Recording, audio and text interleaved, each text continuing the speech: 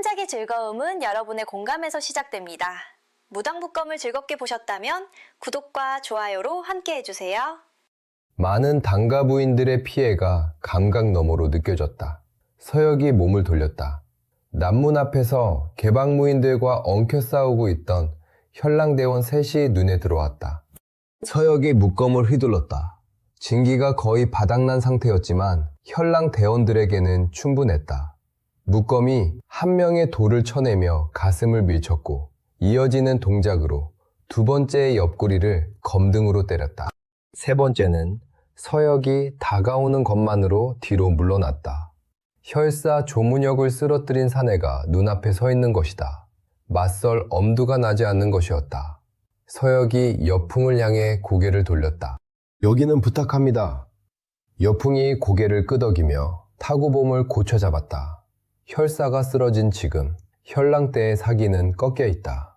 버틸 수 있다. 서역은 내당 쪽을 감각으로 더듬었다. 흑우가 현랑대를 잘 막아내고 있는 것이 느껴졌다. 그쪽은 걱정하지 않아도 된다.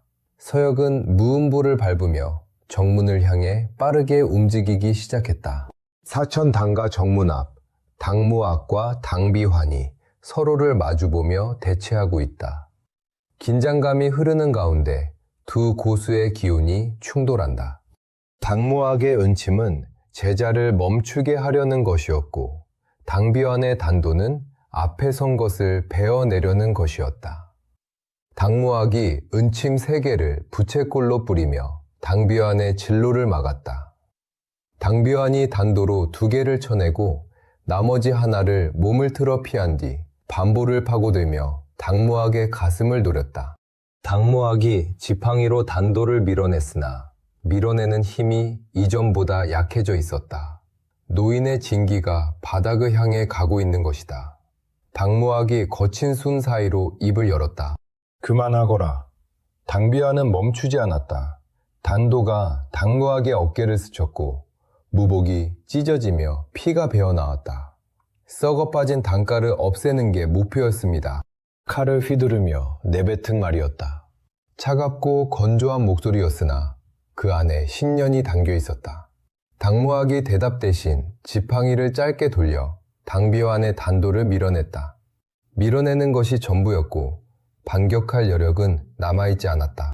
당비환이 다시 파고들었다. 단도가 빨라진 것은 노인이 약해지고 있다는 것을 느끼고 있었기 때문이다. 당무악의 은침이 당비환의 팔뚝을 노렸으나 당비환이 몸을 비틀어 피하며 거리를 좁혔다. 반보, 단도가 닿는 거리. 그 순간 당무악이 움직였다. 지팡이 끝에서 은침 7개가 동시에 쏟아져 나왔다. 13성수 제9수 구천 비유. 9갈래로 퍼지는 은침이 당비환의 퇴로를 끊으며 상반신 전체를 덮었다. 진기가 바닥나가는 노인이 짜낸 마지막에 가까운 초식이었다. 당비환의 눈이 벌어졌다가 곧 좁아졌다. 단도가 원을 그리며 은침 7개 중 3개를 쳐냈다. 나머지 4이 궤적을 잃고 바닥에 떨어졌다. 스승에게 배운 초식이다. 어디를 끊어야 무너지는지 당비환이 모를 리 없었다. 하지만 당비환의 얼굴에 승리의 기색은 없었다. 구천비유는 전성기에 당무악이 쓰면 은침 7개가 아니라 13개가 나와야 하는 초식이었다. 7개밖에 나오지 않았다는 것이 노인의 상태를 말해주고 있었다. 당비환이 쳐낸 빈틈을 뚫고 파고들며 단도를 당무악의 가슴을 향해 찔러 넣었다. 당무악이 지팡이를 올려 막으려 했으나 한 박자 늦었고 단도가 지팡이를 스치며 비켜가 당무악의 옆구리에 박혔다.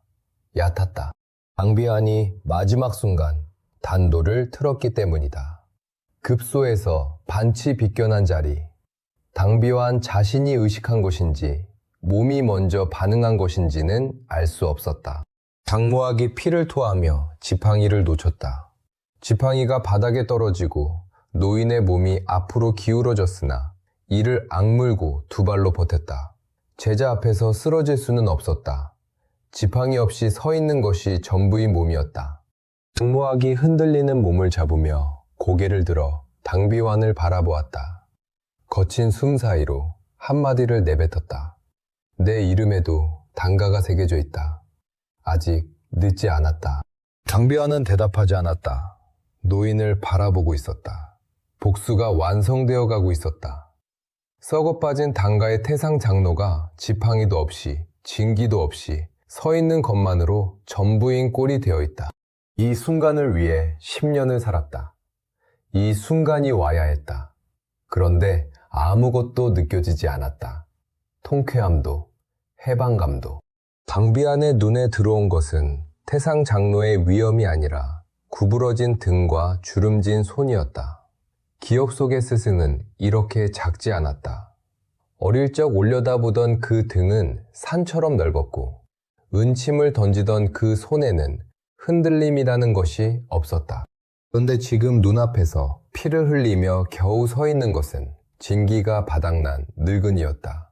세월이 스승에게 한 일이 당비환의 가슴에 박혀들었고 원망보다 먼저 이름을 붙일 수 없는 감정이 목 안쪽을 태우고 있었다. 반도를 쥔 손에서 힘이 빠지려 했다. 끝내야 한다. 여기서 무너지면 10년이 전부 거짓이 된다. 당비안은 그렇게 자신에게 말하며 단도를 다시 들어 올렸다. 하지만 칼날이 미세하게 떨리며 내려가지 않았다. 그때 바람이 갈라졌다. 묶검에서 뿜어져 나온 검기가 당비안의 손목을 향해 날아들었다. 당비안이 반사적으로 단도를 돌려 검기를 쳐냈으나 충격에 몸이 뒤로 밀려나며 당무학에게서 떨어졌다. 2장. 검기 하나에 2장이 벌어진 것이다. 서역이었다. 무운보 제3식 뇌섬. 직선으로 쏘아져온 서역이 묶검을 뻗은 자세로 서 있었다. 몸 곳곳에서 피가 흘러내리고 있었고 거친 숨이 턱끝까지 차올라 있었다. 하지만 묶검을 잡은 손은 흔들리지 않았다. 서역의 눈이 당무학을 확인했다. 기력이 다 떨어져 겨우 버티고 서 있는 노인. 기회가 당가 전체를 덮고 있던 것이 이제는 노인의 몸 주변 한 장도 채 남아있지 않았다. 구양초를 내주고 설아의 치료를 맡아주고 기회를 가르쳐준 은인이 저렇게 되어 있는 것을 보자 서역의 가슴이 먹먹해졌다. 당비환이 서역을 바라보았다. 얼음처럼 차가운 눈이었으나 그 안에 금이가 있었다. 서역은 그것을 읽지 못했다. 서역의 눈에 보인 것은 당무학에게 상처를 입힌 자가 눈앞에 서 있다는 사실뿐이었다. 서역이 묶검을 들어 올리며 당비안과 당무학 사이에 섰다. 등 뒤로 당무학의 거친 숨소리가 들려왔고 살아있다는 것을 확인한 뒤 서역은 당비안을 향해 묶검을 켜넣었다. 오문성이 그 광경을 보고 있었다. 구체를 접은 채, 미소를 띤 채, 남문에서 조문역을 쓰러뜨리고 온 묶검이 정문에 나타났다는 것을 확인한 오문성의 눈이 미세하게 좁아졌다. 그리고 당비환의 칼끝이 떨리는 것을 오문성은 놓치지 않았다. 쓸모가 다하고 있다고 오문성은 생각했다. 당비환이 먼저 움직였다. 단도가 서역의 목을 향해 날아들었다. 소리 없이, 궤적 없이, 던지는 동작조차 보이지 않았다. 아망이라는 벼로에 걸맞은 투척이었다. 서역이 묶검을 올려 단도를 쳐냈으나 쳐내는 순간 당비안의 몸이 이미 반부 안으로 파고들어 있었다. 빈손이 먼저 들어왔고 소매 안에서 은침 3개가 서역의 옆구리를 향해 쏟아져 나왔다. 서역의 감각이 은침의 궤적을 잡아냈다. 몸을 틀어 2개를 피했으나 3번째가 허벅지를 스치며 지나갔다. 조문역과의 싸움에서 입은 상처 위에 새로운 상처가 겹치며 피가 번졌다. 한 번 부딪혀 본 적이 있는 상대였다. 그때 느꼈던 암기의 공포를 서역은 잊지 않고 있었고 당가에 머무는 3주 동안 기회 안에서 당비환의 암기 궤적을 상정하며 대비해왔다. 하지만 머릿속에서 되풀이한 것과 실전은 달랐다. 상정한 궤적에서는 암기가 나오는 방향을 설정할 수 있었으나 실제 아망의 투척은 방향 자체가 감각에 걸리지 않는다. 대비했음에도 간발의 차로 피하는 것이 전부인 상대였다. 서역이 무음보를 밟으며 거리를 벌렸으나 당비환이 그보다 빠르게 좁혀왔다. 빈손에서 또 은침이 나왔고 묶검으로 쳐내며 뒤로 미끄러지는 사이에도 단도가 다른 각도에서 파고들었다. 한 걸음에 은침 하나, 반보에 단도 한 번. 최소한의 동작에서 최대한의 살상이 쏟아지는 암기전이었다. 서역이 내력을 실어 묶검으로 당비환의 단도를 정면으로 때렸다. 금소금이 울리며 단도가 튕겨나갔으나 강비환의 손이 비어있는 시간은 한숨도 되지 않았다. 소매에서 새로운 단도가 나타나 서역의 가슴을 향해 찔러 들어왔다. 묶검으로 막는 순간 당비환의 왼손에서 독침이 쏟아졌고 서역이 고개를 들어 목을 노린 독침을 피했으나 귀 옆을 스치는 바람이 느껴질 정도로 간발에 차였다. 서역의 묶검이 반격을 노리며 당비환의 어깨를 향해 내려갔다. 당비환이 단도로 묶검의 궤적을 틀어 비껴냈으나 묶검에 실린 울림이 단도를 타고 당비환의 팔 전체를 흔들었다. 막았는데도 팔 안쪽의 근육이 찢어지는 듯한 충격이 밀려온 것이다. 당비환의 눈이 미세하게 벌어졌다. 이것이 묶검의 핵심이라는 것을 몸으로 깨달은 순간이었다. 부딪힐 때마다 타격이 쌓인다. 막아도 안쪽이 흔들린다. 하지만 당비환은 이를 악물고 단도를 바꿔잡으며 다시 파고들었다. 소매에서 은침 2개가 서역의 무릎을 노렸고 동시에 단도가 서역의 목을 베어왔다.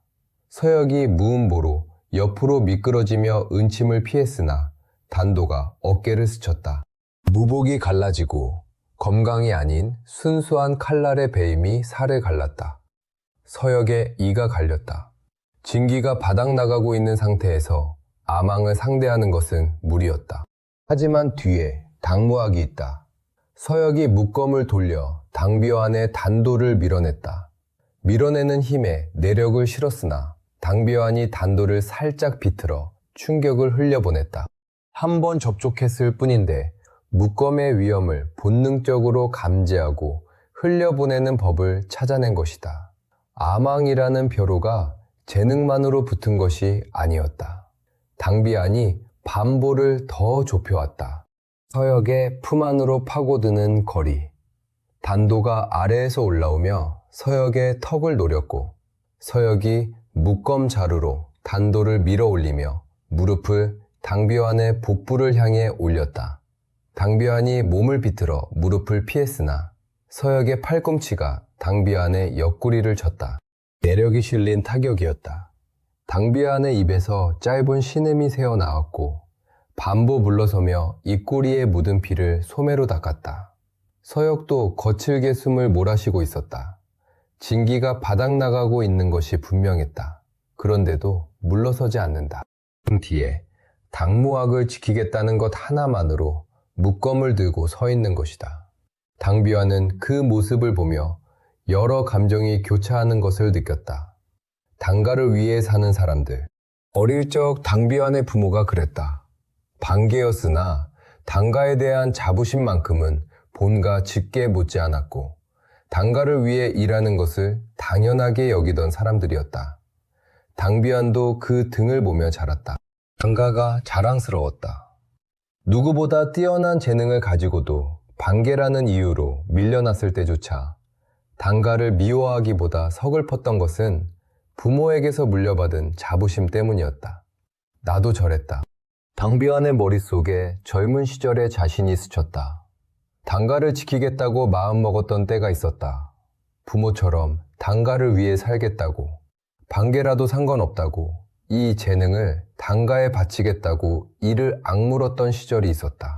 그때의 자신이 지금 눈앞의 사내와 겹쳤다. 피를 흘리면서도 물러서지 않는 저 눈이 젊은 날의 자신과 닮아 있었다. 당비환의 가슴 안쪽이 서늘하게 긁혔다. 두 사람이 다시 부딪혔다. 단도와 묶검이 맞붙을 때마다 검강과 검강이 충돌하며 불꽃이 튀었다. 서역의 검강은 달랐다. 떨리고 있었다. 검강끼리 부딪힐 때마다 서역의 내력이 당비환의 검강을 타고 단도를 지나 팔과 어깨까지 파고들었다. 합이 거듭될수록 당비안의 몸이 무거워지고 있었고 서역도 서한 곳이 줄어들고 있었다. 서로를 깎아내는 싸움이었다. 당비안의 발이 한 보 흔들렸으나 서역의 무릎은 2번 꺾이려 했다. 서역이 더 위태로웠다. 조문혁과의 싸움에서 이미 진기를 대부분 소진한 상태에서 아망을 상대하는 것은 처음부터 무리한 싸움이었고 합이 거듭될수록 그 무리가 몸 위에 쌓이고 있었다. 오문성이 그 광경을 보고 있었다. 부채를 적었다 펼치며 자신의 계획대로라면 당가는 이미 무너져 있어야 했다. 당무하게 진기가 바닥나고 당비환이 당가를 짓밟는 것으로 끝나야 할 밤이었다. 그런데 남문에서 조문혁을 쓰러뜨리고 정문까지 넘어온 사내 하나가 그림 전체를 틀어놓고 있었다. 오문성의 미소가 미세하게 굳어졌다. 서역이 숨을 고르며 당비환을 바라보았다. 진기가 바닥에 가까웠으나 조문혁전에서 익힌 감각이 아직 몸에 남아있었다. 기회에 남은 진기를 짜내어 진동을 깔았다. 이 척으로 좁힌 밀도. 이번에 읽어야 할 것은 검이 아니라 암기였다. 당비환이 움직였다. 소매에서 은침이 나왔다. 보이지 않는 투처. 하지만 서역은 이번에 다른 것을 느꼈다. 은침이 날아오기 전에 당비환의 내공이 먼저 왼쪽으로 흘렀고 그 흐름이 기회를 미세하게 일렁이게 만들었다. 서역의 몸이 오른쪽으로 미끄러졌다. 은침이 허공을 지나갔다. 당비환의 눈이 벌어졌다. 보이지 않는 암기가 빗나간 것이다. 상대가 움직인 것은 은침이 날아가기 전이었다. 당비환이 다시 던졌다. 이번에는 2개를 동시에. 서역의 몸이 반보 뒤로 미끄러지며 2개 모두 허공을 찔렀다. 연속으로 빗나갔다. 당비환의 얼굴에서 차가움이 거치고 당혹이 떠올랐다. 아망이라는 벼로를 가진 뒤로 이런 적은 손에 꼽을 정도였다. 서역은 당비환의 암기를 피하면서 다른 것을 보고 있었다. 암기가 날아오는 궤적이 아니라 암기가 날아오기 직전의 순간에 당비환이 은침을 던질 때 일어나는 일이 서역의 감각에 잡히고 있었다. 당비환의 내공은 평소에 완전히 가라앉아 있다. 숨소리처럼 고요하다. 그러다 던지는 순간에만 내공이 폭발하듯 터져 나온다. 고요함에서 폭발로. 그 사이에 중간이 없다. 그래서 감지가 안 되는 것이다. 내공이 서서히 올라오면 기회가 먼저 잡아내지만 당비환은 올라오는 과정 자체가 없다. 꺼져 있다가 터진다. 서역의 머릿속에서 무언가가 맞물렸다. 지금까지 서역은 매 한마다 묶검에 내력을 실어왔다. 칼이 부딪힐 때마다 쏟아 넣으니 상대도 올 것을 알고 대비한다. 당비환이 흘려보낼 수 있었던 것도 온다는 것을 알고 있었기 때문이다. 그런데 당비환은 달랐다. 매 순간 내력을 뿌리지 않는다. 평소에는 고요하게 가라앉혀 놓고 있다가 터트릴 때만 한꺼번에 폭발시킨다. 소모도 적고 상대도 대비할 수 없다. 자신에게도 적용할 수 있지 않을까. 매번 넣지 않는다. 기회는 최소한만 유지하고 내력을 묶검의 신재 안에 눌러 담아 놓는다. 적촉하는 순간에만 응집된 것을 한꺼번에 터뜨린다. 서역이 묶검의 울림을 최소한으로 낮추었다. 묶검이 조용해졌다. 기회를 유지할 정도의 미세한 떨림만 남아있을 뿐 이전까지 거칠게 울리던 기운이 사라져 있었다. 당비환의 눈이 그것을 포착했다. 내력이 바닥났다고 판단한 것이다. 당비환이 거리를 좁히며 단도를 들었다. 서역이 묶검을 들어 올렸다. 당비환의 단도와 묶검이 부딪혔다. 금속 음만 울렸을 뿐 아무것도 오지 않았다. 2번째 합도 같았다. 서역이 막았으나 묶검에서는 아무것도 전해지지 않았다. 당비환의 경계가 한 단계 풀렸다. 3번째, 당비환의 단도가 서역의 묶검과 맞부딪히는 순간 묶검에서 아무런 예고 없이 응축된 내력이 폭발했다. 심재 안에 눌러 담아뒀던 것을 적축하는 찰나에 한꺼번에 터뜨린 것이다. 고요함에서 폭발로 당비안이 흘려보낼 틈이 없었다. 충격이 단도를 타고 올라와 당비안의 손을 지나 팔 전체를 관통하며 어깨까지 흔들었다. 당비안의 입에서 피가 솟았고 단도가 손에서 빠져나갔다. 당비안이 비틀거리며 뒤로 물러섰다. 오른팔이 감각을 잃고 축 늘어져 있었다. 당비안의 눈이 서역을 바라보았다. 충격에 가까운 놀라움이었다. 암경, 스승님에게 거기까지 배운 것이냐? 당비안의 입에서 나온 말이었다. 기를 숨기고 접촉 순간에 폭발시키는 이치. 당가의 암기술에서 가장 깊은 곳에 있는 원리였다. 당가의 무인도 이 이치에 도달하는 자가 드물었다. 당비안은 서역이 당무학에게 이것까지 전수받은 것이라고 생각한 것이다. 처음 만났을 때의 서역은 같은 화경이라 해도 자신의 상대가 되지 않을 것이라고 당비안은 판단했었다.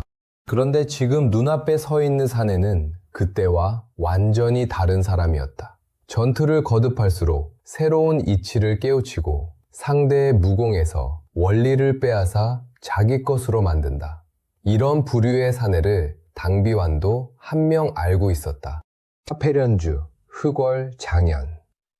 조문혁이 서역에게서 장현의 그림자를 보았듯이 당비완도 같은 것을 느끼고 있었다. 서역은 암경이라는 이름을 몰랐다. 내력 소모를 줄이려고 궁여지책으로 떠올린 방법이었을 뿐이다.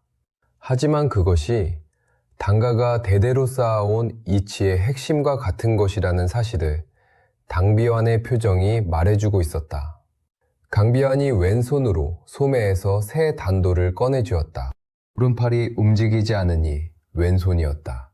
하지만 서역의 묶음이 이미 움직이고 있었다. 당비완이 반도를 올려 묶음을 막았다. 충격이 오지 않았다. 빈 합이다. 다음을 노려 단도를 돌렸으나 묶음이 먼저 돌아와 당비완의 팔뚝을 쳤다. 이번에도 오지 않았다. 빈 합인가. 당비완이 반격을 노리며 단도를 찔러 넣는 순간 묶음이 단도를 아래에서 올려치며 접촉 찰나에 내력이 터졌다. 왼팔에 충격이 타고 올라왔고 당비완의 몸이 반보 밀려났다. 읽을 수 없었다. 어느 합에 오고 어느 합에 오지 않는지 패턴이 없었다.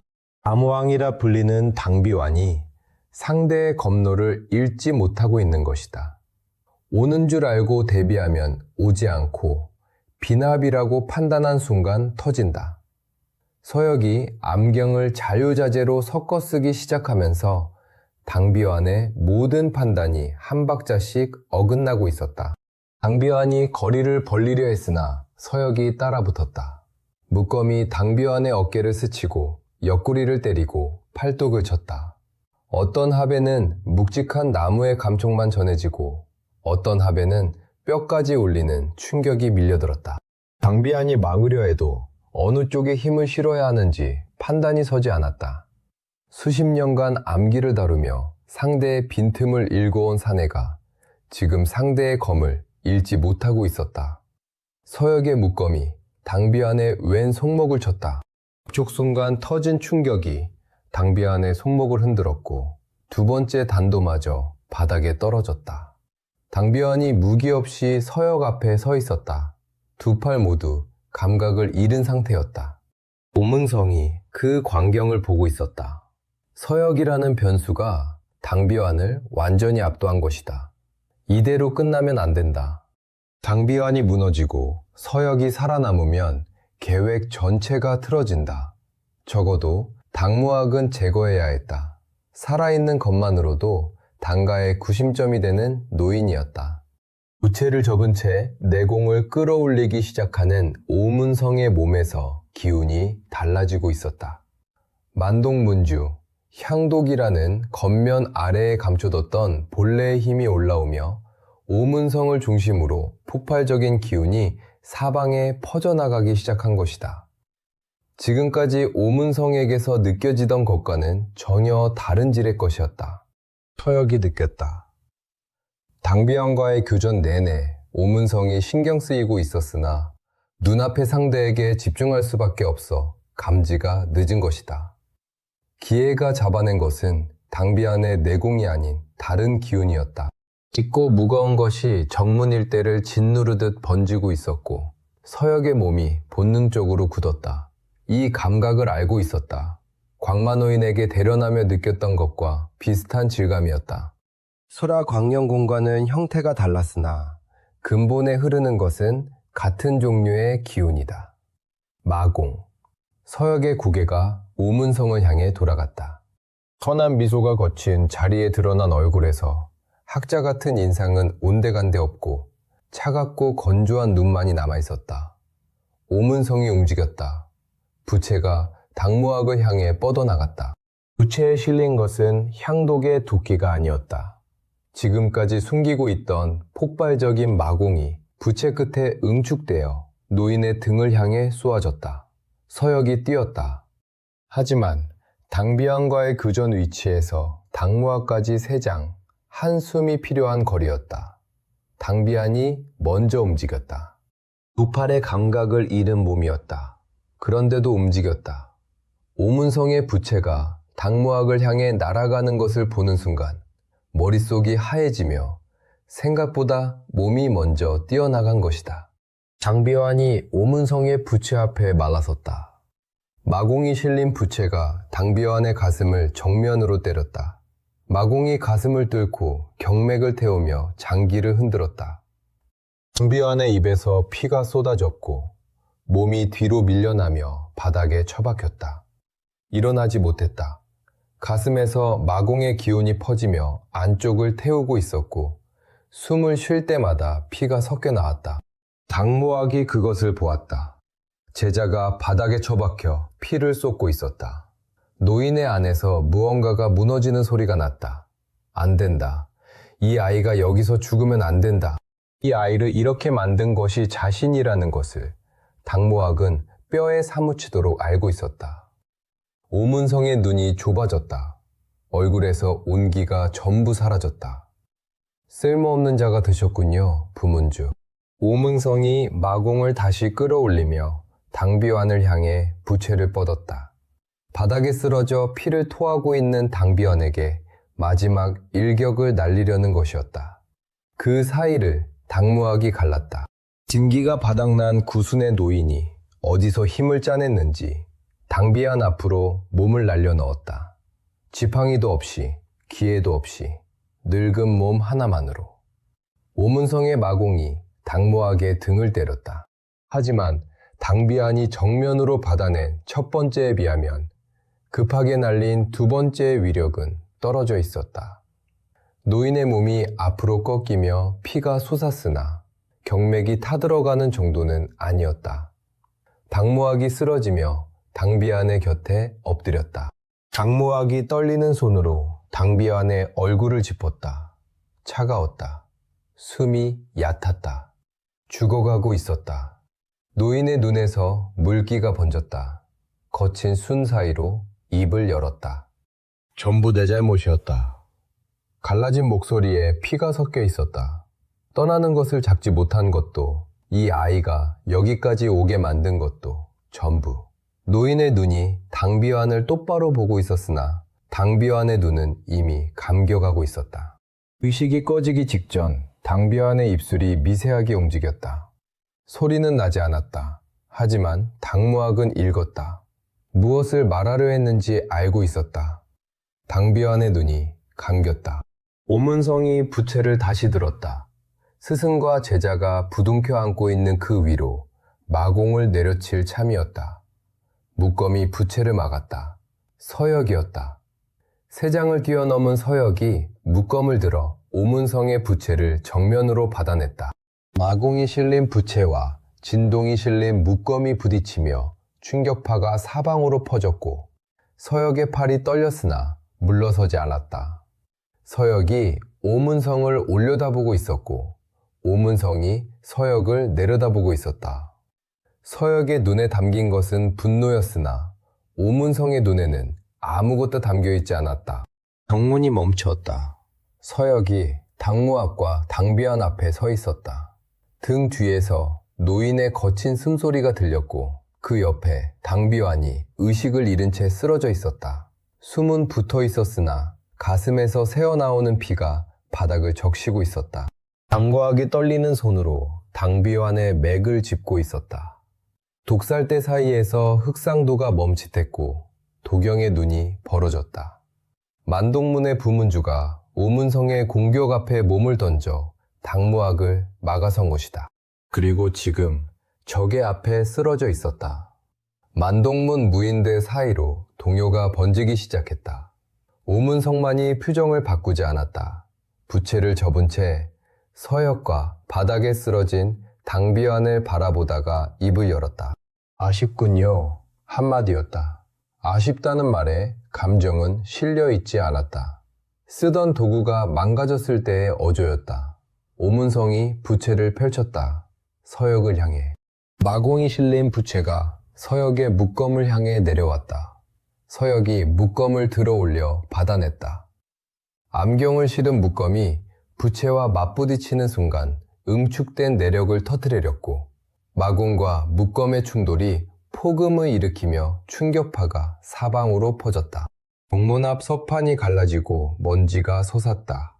오문성의 몸이 반보 밀려났다. 오문성의 눈이 벌어졌다. 마공을 실은 부채가 밀린 것이다. 내공도 체력도 바닥난 상태에서 쏟아낸 일격에 밀렸다는 것이 믿기지 않는 얼굴이었다. 암경이 만들어낸 폭발적인 충격이 마공의 기운을 찢고 부채를 밀어낸 것이다. 오문성의 입가에서 미소가 거쳤다. 그때 관도 쪽에서 발소리가 들려왔다. 하나가 아니었다. 수십의 발소리가 일제히 대지를 울리고 있었고 그 선두에서 하나의 기운이 느껴졌다. 가볍고 날카로운 꽃잎 같으면서도 뼈를 베는 기운이었다. 진호연이었다. 화산파 부장문인이 백호대를 이끌고 관도를 넘어오고 있었다. 오문성의 눈이 미세하게 좁아졌다. 부채를 접으며 주변을 훑었다. 서역은 바닥난 몸으로도 물러서지 않고 뒤에서는 백호대가 밀려오고 있다. 계산이 끝났다. 아무래도 여기까지인 것 같군요. 혼잣말처럼 내뱉은 한마디였다. 오문성이 몸을 돌렸다. 독살대 쪽이 아니었다. 어둠이 짙은 담장 너머로 홀로 몸을 날렸고 그대로 기척이 사라졌다. 누구도 오문성이 어디로 갔는지 알지 못했다. 독살대는 그렇지 못했다. 문주가 사라진 것을 깨달은 흑상도와 도경의 얼굴이 굳었다. 앞에는 묶검을 든 서역이 서 있었고 뒤에서는 백호대가 쏟아져 들어오고 있었으며 옆에서는 피를 흘리면서도 암기를 쥔 당가 무인들이 퇴로를 막고 있었다. 포위였다. 흑상도가 이를 악물고 쌍검을 내렸고 도경이 뒤따랐다. 독살대가 무기를 내려놓기 시작했다. 진호연이 정문 앞에 도착했다. 매화선검, 화산파 부장 문인이자 무림맨 백호대를 이끌고 온 자였다. 왼쪽 옆구리에 천이 감겨 있었고 그 위로 피가 배어 있었다. 관도에서 매복에 당한 상처였다. 독이 경맥을 타고 퍼지는 것을 내공으로 억누르며 급행해온 것이다. 온전한 상태가 아니었으나 전장을 훑는 눈만은 흔들리지 않았다. 진우연이 검을 거두며 입을 열었다. 무림맨 백호대입니다. 늦어서 죄송하오. 서역의 무릎이 그제야 꺾기로 했다. 끝났다는 것을 몸이 먼저 알아차린 것이다. 묶검에 기대어 간신히 버텼다. 당채린이 달려왔다. 창독의 어지러움이 아직 남아있는 몸으로 비틀거리며 당무학에게 달려온 것이다. 당호진도 피를 토하며 뒤따랐다. 당채린이 당무학의 곁에 무릎을 꿇었다. 노인의 등에 마공의 여파가 남아있었고 옆구리와 어깨에서 피가 배어 있었다. 의식은 있었으나 당비안과의 암기전에서 진기를 전부 소진한 위에 마공까지 맞은 몸이었다. 당채린의 손이 떨렸다. 태상정군님. 당무학이 고개를 돌려 당채린을 바라보았다. 그리고 자신의 곁에 쓰러져 있는 당비환을 내려다보았다. 숨이 얕았다. 가슴에서 마공의 기운이 여전히 퍼지고 있었다. 시간이 없었다. 이 아이를 당가 안으로 들여라. 약재를 전부 준비하고 치료실을 열어라. 내가 직접 한다. 장채린의 눈이 당비환에게 향했다. 당가를 괴롭혀온 사내였다.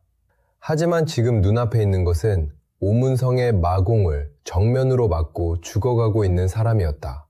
당무학을 지키려다 이렇게 된 사람이었다. 장채린이 입술을 깨물었다가 고개를 끄덕이며 당가 무인들에게 소리쳤다. 들 것을 가져와라, 빨리. 당우진이 그 옆에 서며 당비환의 맥을 짚었다. 늙은 장로의 얼굴이 어두워졌으나 입을 열지는 않았다. 당가와 만동문의 싸움이 일단락되고 있었다. 하지만 끝난 것은 아니었다. 오문성은 사라졌고 당비환은 죽어가고 있었고 당가의 밤은 아직 새벽을 맞지 못하고 있었다. 당가에서 시별이 떨어진 숲, 달빛이 닿지 않는 곳에 오문성이 멈춰섰다. 주변에 기척이 없는 것을 확인한 뒤 오문성이 얼굴에 손을 가져갔다. 손끝이 턱 아래를 잡고 천천히 끌어올렸다. 선한 인상에 학자 같은 얼굴이 살가죽처럼 벗겨져 나왔다. 인면 피구. 그 아래에서 드러난 얼굴은 전혀 다른 사람이었다. 60을 넘긴 노인이었다. 마른 얼굴에 깊은 주름이 패여 있었고 왼쪽 눈에서 턱까지 긴 칼자국이 한 줄 그어져 있었다. 차갑고 건조한 눈만은 인면 피구를 쓰고 있을 때와 같았다. 벗겨낸 인면 피구를 한번 내려다보았다. 오문성이라는 이름. 10여 년 전 진짜 만동문주를 살해하고 이 얼굴을 뒤집어 쓴 뒤 10여 년 동안 만동문주로 살아왔다. 이 얼굴로 만동문을 장악했고 당가의 가주, 당진학을 암살했으며 당비안에게 누명을 씌워 당가에서 떼어내 만동문으로 끌어들였다. 사천 전체에 정파와 사파의 골을 파놓았고 그 골 위에서 10년을 기다렸다. 완벽하지는 않았다. 당비환이 돌아섰고 서역이라는 변수가 나타났다. 하지만 10년을 기다린 자에게 한 번의 어긋남은 실패가 아니었다. 인면 피구를 접어 품에 넣으며 입을 열었다. 본래의 목소리였다. 오문성의 부드러운 음색이 아니라 갈라지고 메마른 노인의 목소리였다. 신교로 돌아갈 수 있겠군. 몸을 돌려 북쪽을 향해 걸어가기 시작했다. 어둠 속으로 늙은 등이 사라졌고 기척이 남지 않았다. 남문에서는 조문혁이 움직이고 있었다. 내상이 가볍지 않았다. 서역의 일점 수렴이 장기를 흔들어 놓은 탓에 내공을 끌어올릴 수 없었고 서 있는 것만으로도 가슴 안쪽에서 울림이 번졌다. 하지만 조문혁은 쓰러져 있지 않았다. 영검을 지팡이 삼아 짚고 일어선 것이다. 백호대가 정문에 도착했다는 것을 조문혁은 느끼고 있었다. 오문성의 기척이 사라진 것도. 전장이 끝나가고 있다는 것을 읽고 퇴각을 결심한 것이다. 남문 근처에 남아있던 현랑대 잔존 병력이 조문혁에게 모여들었다. 흑우에게 제압당하지 않고 빠져나온 자들이었으나 열에서 대여섯으로 줄어 있었다. 타기가 꺾여 있는 눈들이었다. 조문혁이 한마디도 하지 않았다. 고개를 한번 끄덕여겼을 뿐이었다. 현랑대가 조문혁을 부축하며 남문 밖으로 빠져나갔다. 풍이 그 모습을 보았으나 추격하지 않았다. 남아있는 개방 무인들의 상태가 추격을 허락하지 않았고 혈사를 파는 것은 지금 할 일이 아니었다. 조문혁이 남문을 빠져나가며 뒤를 한번 돌아보았다. 서역이 정문 쪽으로 간 방향이었다. 가느다란 눈 속에 남아있는 것은 사리도 광기도 아니었다. 기억하겠다는 눈이었다. 다음에는 죽이겠다는 약속이 그 안에 담겨 있었다. 당가 내부에서는 정리가 시작되고 있었다. 정문에서 항복한 독살대와 흑상도, 도경이 당가 무인들과 백호대에 의해 포박당했다. 만동문주는 사라졌고 부문주는 쓰러져 있었다. 이끌 자가 없는 만동문 무인들은 저항 없이 묶였고 당가 내부의 한쪽에 늘어앉아 고개를 떨군 채 새벽을 기다리고 있었다. 내당에서 흑우가 걸어 나왔다. 주먹에 묻은 피를 털며 서역을 찾아 정문 쪽으로 향했다.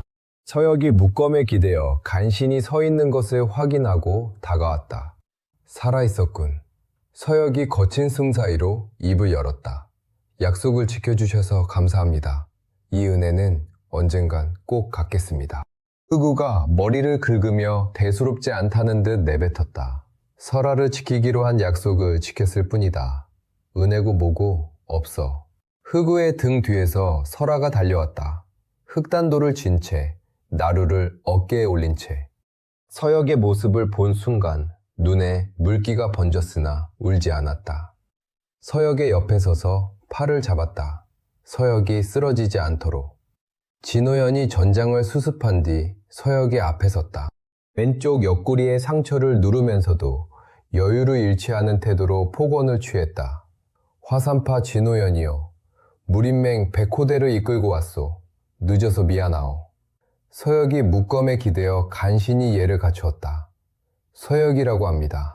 당가 안쪽에서 당무학의 목소리가 들려왔다. 치료실로 당비환을 옮기라는 지시였다. 노인의 목소리가 거칠었으나 흔들리지 않았다. 제자를 살려야 한다는 의지가 목소리에 실려 있었다. 당가의 무인들 사이에서 수근거림이 시작되고 있었다. 내 당을 지켰던 거한이 농림왕이라는 것, 묵검이라 불리는 사내가 혈사를 쓰러뜨렸다는 것, 소문은 이미 당가 안을 돌고 있었고 여풍의 귀에도 들어가고 있었다. 동쪽 하늘이 희미하게 밝아오고 있었다. 당가 안쪽에서 당무학의 목소리가 여전히 들려오고 있었다.